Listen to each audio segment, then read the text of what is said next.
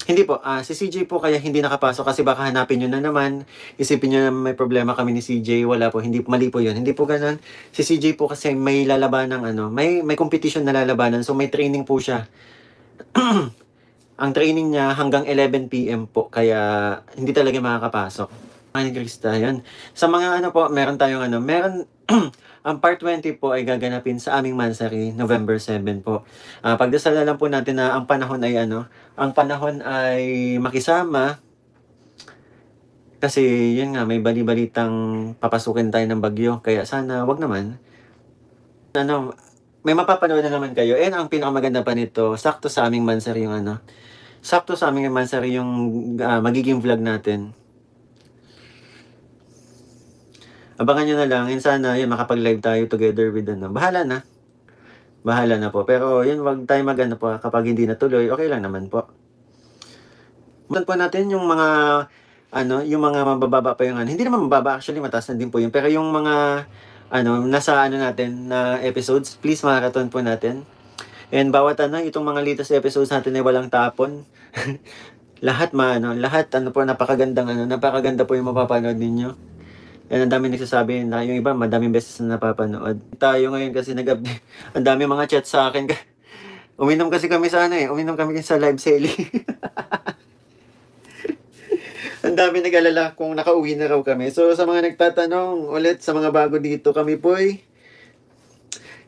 safe nakauwing tatlo sa aming mga kanya-kanyang bahay. Hindi po ako lasing. Ano, normal po sa akin na ano, kapag nalapatan ng konting alcohol lang po, ang balat ko kasi namumula po. Siguro sa dugo ko na po talaga yun. Kaya ayun, safe naman po. Ako nakauwi and di ba, hindi din ako nahilo, hindi ako inantok. Automatic yung 'pag ako po lasing hindi ako nagda-drive, tinutulugan ko muna. Kung lasing man ako dun, baka natulog muna ako dun sa bahay nila chairman. Pero yun nga, si ano naman, wala naman po akong ano lang po, mild lang po yung binigay ni chairman kaya hindi naman siya ano. Siguro yung mga kinakain ko kasi ano, mataas sa protein po kaya akala siguro dito pa mukha siguro ako tumaba pero ewan ko lang, hindi pa ako nagtitimbang, eh. Pero hindi ako nagkakanin.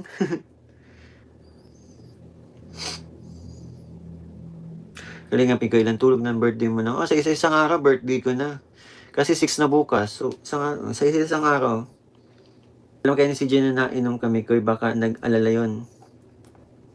It's also our 7th mansari po sa ano, kaya double celebration tayo sa darating na part 20 po. Ano kaya mga mangyayari?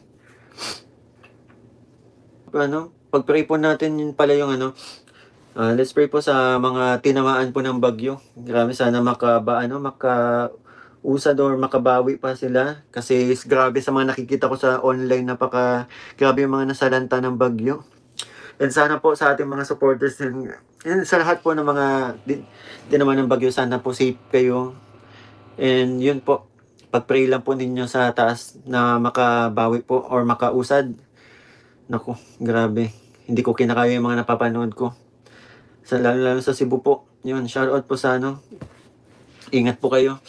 Grabe. Doon sa amin nagka-landslide na. Naku. Ang sakit makakita na ano, ang sakit makita sa ano, na may mga kababayan tayo ano, lalong-lalo na sa Cebu, yung kakatapos lang ng lindol. Tapos ngayon sinalanta ng bagyo. Let's pray for them po. Yes, please. Nga po yung ano napakasakit isipin na after ng lindol, ngayon ay ano naman, bagyo, baha.